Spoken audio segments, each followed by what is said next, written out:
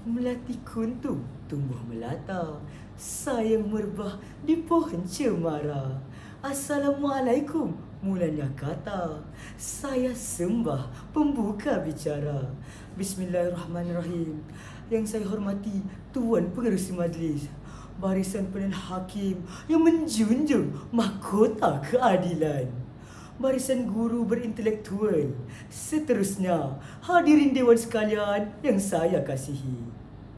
Berdirinya saya di sini dengan penuh iltizam adalah untuk memberi kupasan perpandukan teks pidato saya yang bertajuk Masalah Mental Pemusnah Masa Hadapan. Kesihatan mental membawa maksud tahap kesihatan psikologi seseorang serta ketiadaan masalah mental terhadap seseorang individu. Mutakhir ini, isu berkaitan kesihatan mental sering berada di dada-dada Abah. Ini memberi persoalan kepada kita. Apakah punca utama yang menyebabkan masalah ini semakin merebak dalam kalangan masyarakat daripada remaja hinggalah ke dewasa?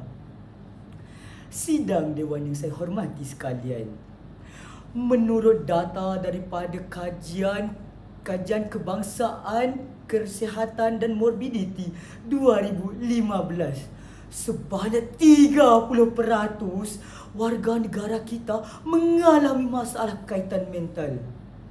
Hari demi hari, bilangan yang mempunyai masalah kesihatan mental seperti anxiety, depresi serta tekanan semakin meningkat. Ini membuktikan masalah penyakit ini merupakan penyakit utama yang melanda seluruh masyarakat dalam negara maupun di peringkat antarabangsa. Jadi, antara faktor-faktor yang menyebabkan masalah ini semakin mengganas dalam masyarakat ialah faktor persekitaran, faktor kekeluargaan dan faktor pendidikan. Bagi faktor persekitaran, perhubungan yang kurang baik dengan orang sekeliling menjadi faktor kepada pergaduhan, cemburu dan ditipu rakan sendiri. Perkara ini sudah menjadi kebiasaan dalam hidup kita sebagai seorang remaja. Bagi faktor kekeluargaan pula, seseorang yang mengalami masalah keluarga seperti penceraian maupun pergaduhan kedua ibu bapa pasti sering rasa tertekan. Individu yang mengalami masalah ini tidak mempunyai tempat untuk meluahkan segala masalah-masalah yang membebani dirinya, yang menyebabkan dirinya semakin tertekan. Dan faktor yang terakhir iaitu faktor pendidikan. Para pelajar terlalu tertekan dengan keputusan yang dicapai. Tambahan pula dengan kerja sekolah yang terlampau banyak disertakan dengan kepadatan jadual waktu sekolah yang menyebabkan pelajar kurangnya waktu untuk berehat. Jadi, kesan daripada masalah-masalah ini adalah seperti seseorang individu itu pasti mempunyai masalah untuk tidur atau lebih dikenali sebagai insomnia. Individu kurang bergaul dan tidak suka bersosial dan tidak mempunyai tujuan. Dan yang paling membimbangkan adalah individu sanggup memikir untuk menarik nyawanya sendiri. Yang ini terjadi apabila seseorang individu tidak mampu lagi dibebani dengan masalah-masalah yang dia hadapi. Lebih memburukkan keadaan, golongan selebriti-selebriti yang menjadi figura awam dan contoh orang ramai turut terkesan. Berita kematian akibat bunuh diri kini lazim dalam kehidupan kita dan ini semakin membimbangkan. Lebih-lebih lagi, kebanyakan daripadanya merupakan pelapis-pelapis masa hadapan negara kita. Moga kita terjauhi daripadanya.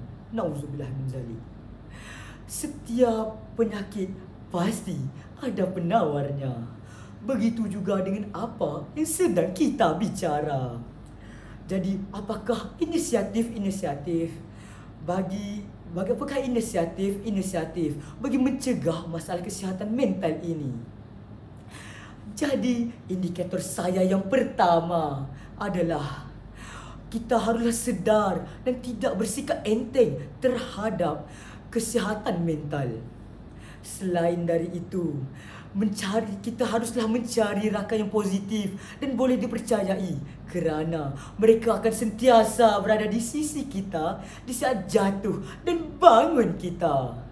Di samping itu, kita perlulah meluahkan segala masalah-masalah yang membebani diri kita kepada orang yang kita percayai. Hal ini kerana masalah kita dapat diselesaikan bersama-sama. Dan akhir sekali, bagi faktor pendidikan, janganlah terlalu tertekan dengan pelajaran dan uruslah masa dengan baik. Pengurusan masa yang baik dapat mengelak daripada kerja di saat akhir dan kesuntukan masa. Sidang Dewan sekalian, sebelum saya mengakhiri perbicaraan saya ini, ingin saya ingatkan kepada sidang Dewan sekalian, marilah kita bersama-sama berganding bahu, bersama-sama mencegah masalah kesihatan mental ini. Setiap orang pasti mempunyai swadayanya. Maka gunakanlah ia untuk mengharungi setiap masalah yang kita harungi dalam kehidupan seharian. Anjakan paradigma harus segera dilakukan. Jika tidak, masalah kesihatan mental ini tidak bernoktah. Sekian, wabillahi taufiq wal hidayah. Wassalamualaikum warahmatullahi wabarakatuh.